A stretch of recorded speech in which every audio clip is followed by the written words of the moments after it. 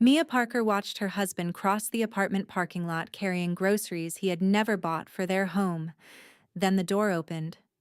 A young woman stood there wearing Ethan's old gray college sweatshirt, the one Mia had given him on their first anniversary. Ethan touched the woman's shoulder, stepped inside, and ignored Mia's call even as his phone lit up in his hand. For 3 months, $1,250 had disappeared from their joint account on the same day. Ethan had blamed a consulting expense. Mia had wanted to believe him because she knew what it felt like to watch a family collapse over another woman. But this was not a misunderstanding anymore. Before Mia could decide whether to confront him, her mother-in-law called. "I tried to warn you," Judith said calmly. "My son was never going to be faithful." Mia's grip tightened around the steering wheel. She had never told Judith where she was, and Judith had just mentioned the exact apartment number. For a moment, Mia forgot how to breathe. "How do you know the apartment number?" she asked. There was a pause on the other end of the line. Not surprise, not confusion, calculation. Judith recovered quickly. "Ethan has never been as careful as he thinks he is." "That isn't an answer. Mia, don't make a scene in that parking lot. Go home. Preserve whatever dignity you still have." The call ended before Mia could respond. Through the windshield, the third-floor window remained lit. A shadow crossed behind the blinds, followed by another. Mia lifted her phone and took a photograph of the building, the entrance, and Ethan's truck. She did not knock on the apartment door. Part of her wanted to. Another part remembered being 11 years old, watching her mother stand on a stranger's porch while Mia's father begged both women to calm down. The humiliation had never belonged to the person who caused it. It had landed on Mia's mother instead. Mia refused to repeat that scene without knowing what she was walking into. Ethan left 40 minutes later carrying an empty grocery bag. He glanced around the parking lot before getting into his truck, but Mia had moved her car behind a row of landscaping trees. His wedding ring was still on his hand. That detail should have comforted her. It didn't. She waited until he drove away, then called Rachel. "I need somewhere to sit for 10 minutes, Mia said. Rachel heard something in her voice and did not ask for an explanation. "Come to my place." Mia arrived 20 minutes later with the bank statement open on her phone. Rachel read the repeated charge slowly. $14.50, same property company, first of every month. For 3 months. "And you're sure it's the same building?" "The address is in the payment description." Rachel handed the phone back. "What did he say?" "I haven't asked him yet." "You followed him there?" "Yes." "And you saw a woman wearing his sweatshirt?" Rachel leaned against the kitchen counter. She and Mia had worked beside each other at the dental clinic for 6 years. She had seen Mia handle frightened patients, angry parents, and a dentist who blamed the staff whenever his schedule fell behind. Mia rarely raised her voice. She became quieter when she was hurt. Rachel knew that silence was not calm. "Seeing something isn't the same as understanding it," Rachel said carefully. "But the money is real. The lie is real. Start there." Mia looked down at her wedding ring. "What if I already understand it?" "Then make him say it." Ethan was in the kitchen when Mia returned home shortly after 10. His laptop sat open beside a set of engineering plans. He had changed out of the shirt he had worn to the apartment and was heating soup as though it were an ordinary Tuesday night. "You're late," he said. "So are you." He glanced at her. "The site meeting ran long." Mia placed her phone on the counter. The photograph of his truck outside the apartment building filled the screen. Ethan stopped moving. The spoon remained suspended above the pot. Mia watched his face carefully. She had expected panic, perhaps anger. Instead, she saw something heavier. Shame. "Who is she?" Mia asked. Ethan turned off the burner. "How did you find that place?" "That's your first question?" "No, He rubbed a hand over his mouth. "Mia, this is not what it looks like." That sentence has never saved a marriage. "I'm not having an affair." "Then tell me her name." He looked toward the window. Mia waited. Ethan. I can't. The answer hurt more than a confession might have. You used our money to pay her rent. I was going to put it back. That isn't the point. I know. No, you don't. You told me the charge was for consulting software. I panicked. You lied. Yes. And you've been visiting her. Yes. And when I called tonight, you looked at my name and ignored me. His eyes closed briefly. Mia's throat tightened. Was she wearing your college sweatshirt? Ethan stared at her. That gray one, Mia continued. The one I bought you when we couldn't afford a proper anniversary dinner, so we ate takeout on the floor of our first apartment. She spilled something on her shirt. Mia let out a disbelieving laugh. Of course she did. She is not my girlfriend. Then who is she? I need more time. You had 3 months. It isn't only my truth to tell. Mia picked up her phone. The money was mine too. He stepped around the counter. Please don't leave. She moved back before he could touch her. That stopped him. I'm sleeping in the guest room, she said. Tomorrow, you will tell me everything. If you lie again, there won't be another conversation. Neither of them slept. Mia lay beneath a quilt Judith had given them for Christmas and listened to Ethan moving through the house. A cabinet opened. Water ran. At 2 a.m, his footsteps stopped outside the guest room door. He did not knock. In the morning, Mia left before he came downstairs. At the clinic, she cleaned teeth, updated charts, and smiled at patients while her phone remained face down beside the computer. Ethan sent 6 messages. Can we talk tonight? I swear I have never touched her like that. You deserve an explanation. I'm trying to protect someone. Please answer. I love you.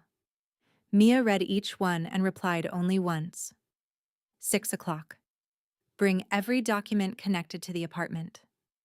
At lunch, Judith appeared at the clinic carrying 2 coffees. Rachel saw her first and whispered, Do you want me to tell her you're with a patient? Mia almost said yes. Instead, she removed her gloves and walked into the small staff lounge. Judith looked flawless in a cream coat and pearl earrings. She handed Mia a cup as though they were meeting to discuss a holiday menu. I thought you might need this. I don't want coffee. Judith set it down. You always become defensive when you're embarrassed. How did you know the apartment number? Judith sat without being invited. I've known for a while that Ethan was distracted. That wasn't my question. Mia, men like Ethan don't leave all at once. They create a second life in pieces, a missed dinner, a hidden payment, a woman who suddenly needs rescuing. The words were designed to sound sympathetic, but Judith's eyes remained cool. You called her a woman, Mia said. Have you seen her? Judith opened her purse and removed a white envelope. Inside was a printed photograph of Ethan standing beside the young woman near the apartment entrance. His hand rested on her shoulder. Her face was turned toward his chest.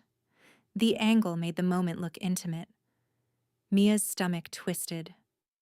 When was this taken? Last week. By whom? Someone who thought you deserved the truth. Was it you? Judith stood. I did not raise my son to become his father. Mia looked up sharply. Ethan's father had been dead for 8 years. The Parker family spoke of him as if he had been disciplined, loyal, and nearly impossible to disappoint. What does that mean? Judith's expression hardened for half a second. Then she picked up her handbag. Ask Ethan. She left the photograph behind. At 6, Ethan arrived home carrying a folder. Mia was already seated at the dining table. The printed photograph lay between them. Ethan stopped when he saw it. Where did you get that? Your mother. His shoulders dropped. You knew she had been watching you? No. But she knew about the apartment. I told her there was a situation involving Dad. Mia pushed the photograph toward him. Who is Lily Foster? Ethan stared at the name. Mia had found it on a grocery receipt that had slipped from his jacket pocket. She had not searched his phone or his email. She had simply picked up his coat to move it, and the receipt had fallen to the floor. That's her name, isn't it? Yes. Who is she? Ethan sat across from her and opened the folder. Inside were copies of a birth certificate, 2 letters, and a photograph of a much younger version of his father standing beside a dark-haired woman Mia had never seen. Lily's mother was named Claire Foster, Ethan said. She knew my dad before he married Mom. Then they started seeing each other again years later. Mia looked at the birth certificate. The space naming the father was blank. Lily contacted me 4 months ago. You said 3. I started paying the rent 3 months ago. That was not what I asked. Ethan pressed his fingers against his eyes. Her uncle found letters after Claire died. Letters from my father. Lily didn't know if they were real. She reached out to me because she wanted medical history and answers. And you decided to pay her rent? She had just graduated. Claire had been sick for 2 years, and Lily used most of what she had helping with expenses. Her lease was ending. She was about to move in with people she didn't know. So you became responsible for her? I felt responsible. Why? Ethan looked at the photograph of his father. Because I think she's my sister. The room became very quiet. Mia read the first letter. It was dated 24 years earlier. Claire, I know what I am asking you to carry. I also know silence does not make me less responsible. If the baby is mine, I will provide for her. I just need time to tell Judith. The letter was signed Robert. The second was written 3 years later. Robert apologized for missing Lily's birthday. He promised he would find a way to make things right. Mia set it down. Did he? I don't know. Did your mother know? Ethan hesitated. That hesitation answered more than his words. She knows now, he said. I confronted her after Lily contacted me. What did she say? That Dad had made mistakes, that bringing Lily into the family would destroy Sophie, that people would think Dad had been living some kind of double life. Was he? I don't know. And while you were trying to protect your father's image, you let me believe you were cheating on me. I never thought you would find out this way. Mia stared at him. That is what people say when they regret being caught, Ethan. Not when they regret lying. He leaned forward. Lily asked for time. She didn't know if she wanted Sophie or Mom involved. She barely knew if she wanted me involved. You could have told me you had discovered a possible family situation without giving me every detail. I should have. You could have used your personal account. I should have. You could have answered my call. I should have. She pushed the folder back toward him. But you didn't. For the first time that night, Ethan stopped trying to explain. No, he said. I didn't. Mia wanted the documents to erase the image of the sweatshirt, the apartment door, and his hand on Lily's shoulder. Instead, they replaced one betrayal with another. He might not have been unfaithful. He had still built a locked room inside their marriage and decided she had no right to enter it. I want to speak to Lily, Mia said. Ethan shook his head. She isn't ready. You don't get to decide that for both of us. I promised her. And you promised me things too. The following afternoon, Mia received a text from an unknown number. This is Lily. Ethan told me you know. I think you deserve to hear it from me. They met at a coffee shop near Freedom Park. Lily was already seated when Mia arrived. Without the oversized sweatshirt, she looked younger than she had in the apartment doorway.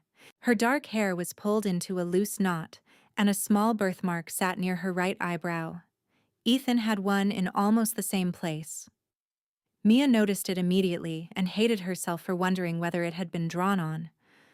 Lily stood. I'm sorry. You didn't make vows to me.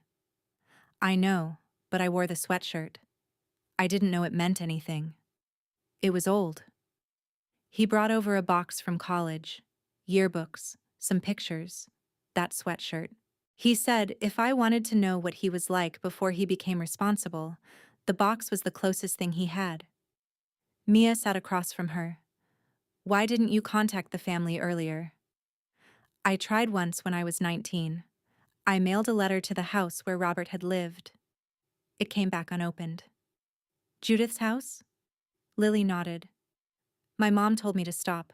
She said some families survive by deciding which person doesn't count. The sentence landed painfully. Did Ethan tell you to keep this from me? No. I asked him not to tell anyone until I figured out what I wanted. Did he tell you the money came from our joint account? Lily's face changed. No. He said he had a separate project bonus. Mia looked away. Lily reached into her bag and removed a copy of her lease. Ethan Parker was not listed as a tenant or co-signer. His name appeared beneath a single line: Emergency Family Contact. He never stayed overnight, Lily said. He never touched me inappropriately. He brought groceries because I was embarrassed to ask my uncle for more help. The picture your mother-in-law showed you was taken after I got a call about a job rejection. I was crying. She isn't my mother-in-law right now, Mia said quietly.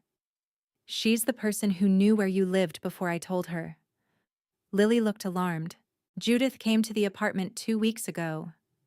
Mia's attention sharpened. What? She told me Ethan had a wife who was emotionally unstable. She said if you discovered me, you would destroy his career and accuse him of sleeping with me. Mia felt heat rise beneath her skin. Did Ethan know she came? I told him. When? The same night. That was the detail that broke something open. Ethan had known Judith was interfering. He had known she had visited Lily. He had still allowed Mia to sit across from Judith at family dinners, listening to her make jokes about women who couldn't keep their husbands interested. How long has Ethan known for certain that you're his sister? Mia asked. Daniel gave him the letters 4 months ago. Ethan took a DNA test with me 6 weeks later. Mia stared at her. There had been no uncertainty when Ethan spoke at the dining table. He had known. He had simply chosen a version of the truth that made his silence seem shorter and more reasonable.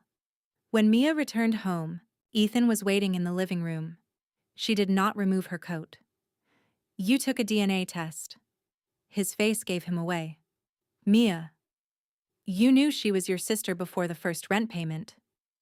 Yes. You knew your mother visited her. Yes. And you let me sit there last night while you pretended you were still trying to determine whether the letters were real. I was trying to tell you in pieces. You were trying to control how angry I was allowed to be. He stood. I was afraid you'd see my father the way you see yours. This is not about our fathers. It is for me. No. It became about us when you used our account, lied about where you were, and then edited the truth after I discovered it. I thought if Mom calmed down and Lily had time. You thought you could manage 3 women without allowing any of us to make our own decisions. That isn't fair. Mia's voice remained low. You told Lily I was unstable. I never said that. Your mother did. And after Lily told you, you did nothing. I told Mom to stay away. Then you came home and ate dinner with her on Sunday. Ethan had no answer. Mia walked upstairs and removed a small suitcase from the closet. He followed her. Where are you going? Rachel's. Please don't make a permanent decision tonight. I'm not. That's the difference between us. I'm not deciding for both of us while hiding the information that matters. She removed her wedding ring and placed it inside the envelope containing the bank statements. Ethan looked as though she had struck him. I'm not ending the marriage tonight, Mia said. But I'm not wearing a promise while you keep deciding which truth I can handle. She stayed with Rachel for 11 days. During that time, Ethan did not arrive uninvited, send flowers to her workplace, or ask Sophie to pressure her. He sent one message each evening. I am here when you are ready. Mia did not mistake restraint for repair, but she noticed it. Judith called 6 times. Mia blocked her after the second voicemail accused Lily of using the family for money. Sophie called too. I think Mom handled this badly, Sophie said, but you're making Ethan sound like some kind of criminal. He was trying to help our sister. You believe Lily? I believe Ethan. That wasn't my question. Sophie exhaled. I don't know her. Neither did I, but I sat down and listened. You followed Ethan to her apartment? Yes, because he lied about $1,450 leaving our account every month. Mom says you've always been suspicious because of your dad. Mia went still. Did Ethan tell her that? No, Mom knows everything. That is the problem, Sophie. She knows everything before I do. 2 days later, Lily called. The building manager found the footage, she said. What footage? Someone photographing us in the parking lot. I asked after you showed me the picture. The apartment complex stored security video for 30 days. Because Lily was the tenant and the image involved someone watching her residence, the manager allowed her to view the relevant recording and provided a short clip for documentation. The video showed a black Lexus entering the lot 3 minutes before Ethan arrived, Judith's Lexus. It parked beneath the camera. Judith remained inside while Ethan carried groceries upstairs. When Lily and Ethan later stood near the entrance, Judith lowered her window and raised her phone. The time on the footage matched the photograph Judith had given Mia. Mia watched the clip twice. The picture had not come from a concerned stranger. Judith had followed her son, photographed him with Lily, and then presented the image as evidence of an affair. That same afternoon, Daniel Foster arrived in Charlotte. He met Mia, Ethan, and Lily at the coffee shop. He carried a worn leather document case that had belonged to Lily's mother. I should have delivered all of this sooner, Daniel said. Inside were more than a dozen letters Robert Parker had written to Claire over 23 years. Some contained money orders, others contained promises he never kept. Robert had acknowledged Lily privately. He had helped inconsistently. He had repeatedly claimed he was preparing to tell Judith and his children. He never did. But the most important document had not been written by Robert. It was a letter from Judith to Claire, dated 14 years earlier. Robert will not be leaving his family. Your daughter has no place in our lives. Any future communication will be returned unopened. At the bottom was Judith's signature. Daniel also had a certified mail receipt from the letter Lily had sent when she was 19. Someone at Judith's address had signed for it. The signature was a sharp, unmistakable J. Parker. It was never returned unopened, Mia said. Daniel shook his head. Someone opened it, placed it in a new envelope, and sent it back. Lily looked down at her hands. Ethan's face had gone pale. You knew she had interfered before, Mia said to him. I knew she admitted receiving something from Claire years ago. I didn't know about this letter. You never asked to see proof. I wanted to believe it had been one mistake, because believing that was easier than confronting her. He nodded slowly. Yes. Mia closed the document case. Judith had counted on Ethan's oldest weakness, his belief that avoiding a confrontation prevented damage. Instead, it only allowed the person most willing to confront others to control the family. We're having dinner at your mother's house tomorrow, Mia said. Ethan looked confused. Why? Because she has spent years deciding who belongs in your family. Tomorrow, she loses that job. Judith opened the front door the next evening wearing a dark blue dress and a strained smile. She had expected Mia and Ethan. She had not expected Lily and Daniel to step out of the car behind them. Sophie was already inside. What is she doing here? Judith asked. Ethan walked past his mother without answering. The dining room looked exactly as it always had. Polished silver, white flowers, framed photographs of the Parker family arranged with careful symmetry. Robert appeared in 6 of them. Lily appeared in none. Judith remained standing while everyone else sat. I will not be ambushed in my own home. Mia placed the photograph Judith had given her beside the centerpiece. You created the ambush. I tried to warn you. You tried to make me believe Ethan was sleeping with his sister. Sophie's head snapped toward Lily. Judith's face hardened. That relationship has not been legally established. Ethan removed the DNA report from his folder and placed it on the table. It has. Sophie picked up the report. Her lips parted as she read. Lily did not look at her.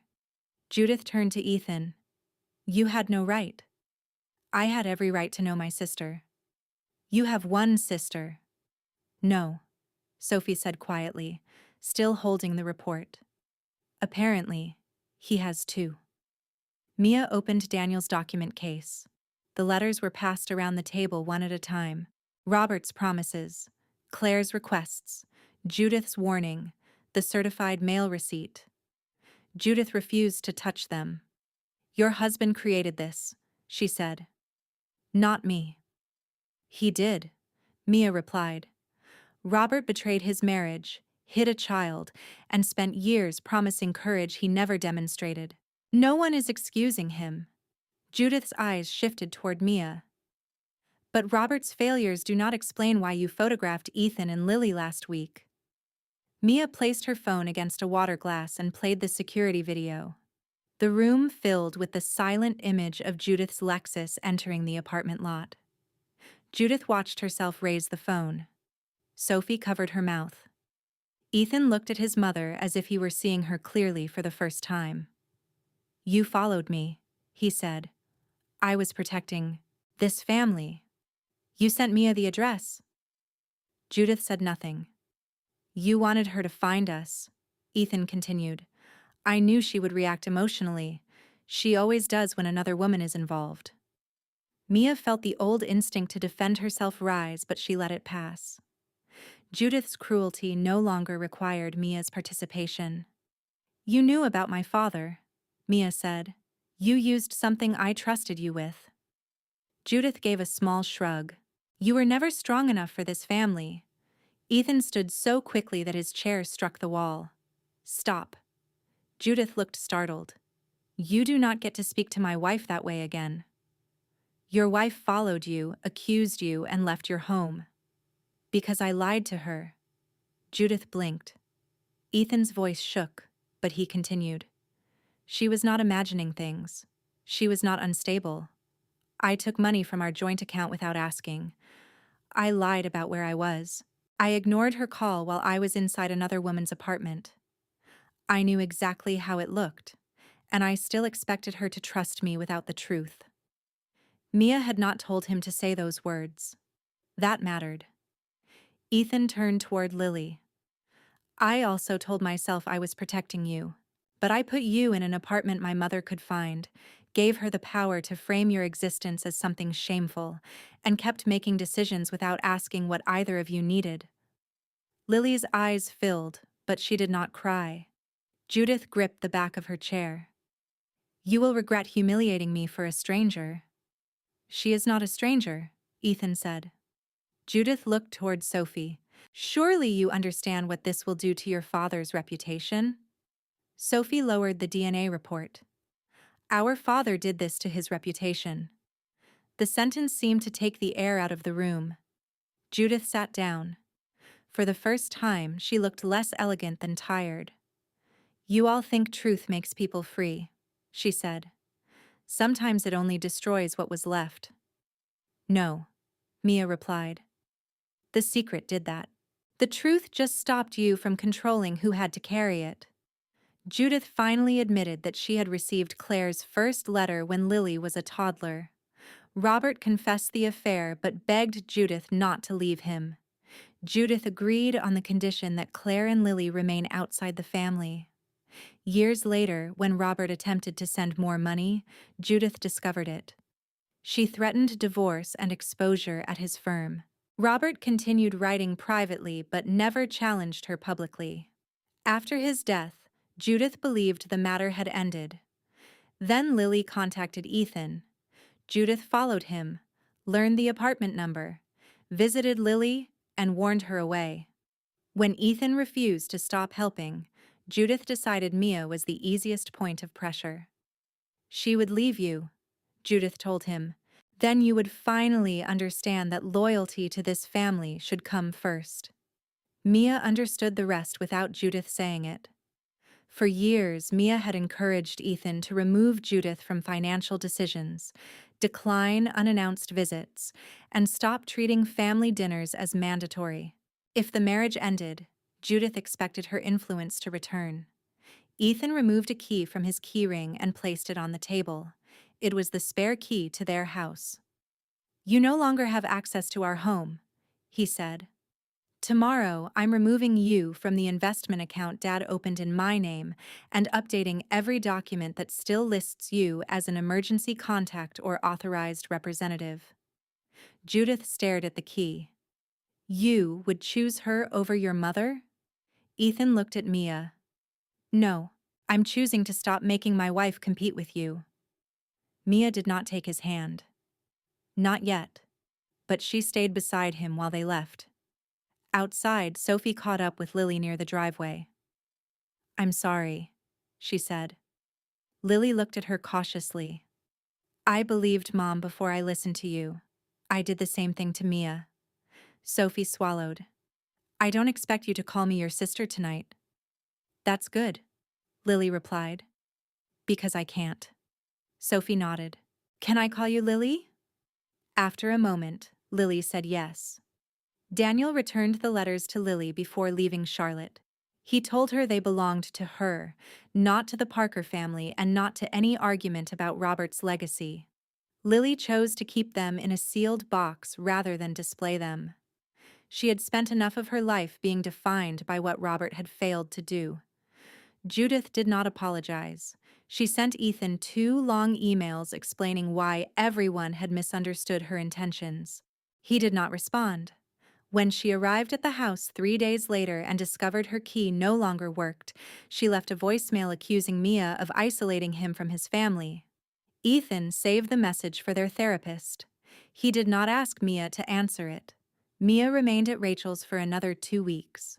During that time, Ethan gave her access to every financial account, credit card statement, insurance document, and beneficiary form. He transferred $4,350 from his personal savings back into the joint account, covering the 3 rent payments. He did not stop helping Lily. Instead, he asked Mia how they should handle it. They agreed that Lily's remaining 3 months of rent assistance would come from Ethan's discretionary funds, documented openly. Lily accepted only after seeing the arrangement herself. "I don't want to become another secret transaction," she said. "You won't," Mia replied. The first couple's therapy session did not produce a dramatic reconciliation. Mia sat with her arms folded while Ethan explained that he had grown up believing family problems were handled through silence. Judith rewarded obedience by calling it maturity. Robert avoided responsibility by calling delay patience. Ethan had inherited both habits. "I thought I was preventing pain," he said. "You were postponing your own discomfort," Mia replied. The therapist did not soften the distinction. Mia explained that the apartment had reopened the fear she had carried since childhood, the terror of being the final person to discover that her life had already been replaced. "But my fear didn't invent the money," she said. "It didn't invent the lies. I was wrong about Lily. I was not wrong that something was happening inside my marriage without me." Ethan nodded. "I know." "No," Mia said. "You are beginning to know." They spent 6 weeks living separately. Ethan did not ask when she would come home. He asked what she needed to see before deciding. Mia gave him an honest answer. "I need to know you can tell the truth before you know how I'll react." He began doing exactly that. He told her when Judith contacted him. He admitted that part of him still felt guilty for cutting his mother off. He confessed that he had almost used a work bonus to continue helping Lily secretly because he feared Mia might say no. "I didn't do it," he said, "but I thought about it." The admission hurt. It also proved he was beginning to understand that honesty could not be limited to facts that made him look good. Mia eventually returned home, but she did not put her ring back on immediately. They created a shared financial rule: No unexplained personal expense over $300 from joint funds. Family obligations would be discussed before money changed hands. Neither person could promise support to a relative on behalf of both. Judith would not enter the house without an invitation. Mia would not attend family events where she was expected to tolerate insults for Ethan's comfort. Lily could decide how much contact she wanted with any Parker. Sophie began meeting Lily for coffee once every few weeks. Their relationship developed awkwardly, without instant affection. Sophie asked too many questions at first, then learned to stop making Lily responsible for satisfying the family's curiosity. Rachel remained the person Mia called after difficult therapy sessions. She never told Mia to forgive Ethan or leave him. She reminded her that either decision would be stronger if it belonged to her. 3 months later, Lily accepted an entry-level planning position with a nonprofit housing organization. She began paying part of the rent herself and asked Ethan to reduce his assistance. She returned the gray college sweatshirt in a paper bag. Mia found it on the kitchen counter. For several minutes, she simply looked at it. Once, the sweatshirt had represented the moment she believed her marriage was ending. Now it represented something more complicated. A false conclusion built around real deception. Ethan entered the room and stopped when he saw it. "What should I do with that?" he asked. It was a small question, but Mia understood what he was really asking. Not what belonged to him, what belonged to them. "Wash it," she said. "Then ask Lily if she wants it back." He smiled faintly. "Okay." A week later, Mia put her wedding ring on again. There was no speech, no candlelight, no promise that everything had been repaired. She was standing beside the bathroom sink before work when she opened the envelope containing the bank statements. The ring rested inside. Ethan appeared in the doorway but did not move closer. Mia slid the ring onto her finger. "This does not mean we're finished fixing this," she said. "I know. It means I'm choosing to continue." "I know that too." 8 months after the apartment parking lot, Mia and Ethan moved into a smaller house with a wide front porch. Their previous home had been selected partly because Judith called it a good investment and contributed toward the original down payment. Selling it was not punishment.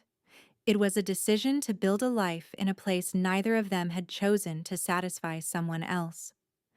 Judith was informed of the move after the closing. She was not given a key. Lily visited the new house only when she wanted to. Some weeks she answered Ethan's messages immediately. Other weeks she needed distance. No one accused her of being ungrateful. Sophie helped her carry boxes when she moved into a less expensive apartment closer to work.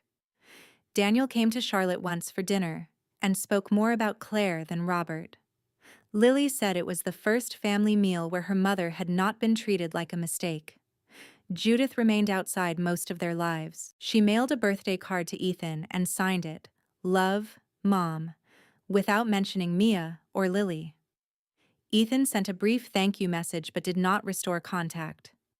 Forgiveness, he learned, was not the same as access. On a quiet Sunday morning, Mia and Ethan sat on the porch of the new house with a folder open between them. Inside were the updated account records, the final rent support agreement, copies of the changed beneficiary forms, and a handwritten list of boundaries they had created in therapy. Both wore their wedding rings. They were not holding each other or pretending the past had become harmless. Ethan's hand rested near the bottom of the folder. Mia's rested near the top. Before signing the final page, Ethan turned it toward her. Mia read every line. Then she placed her name beside his, and their hands remained on the same folder.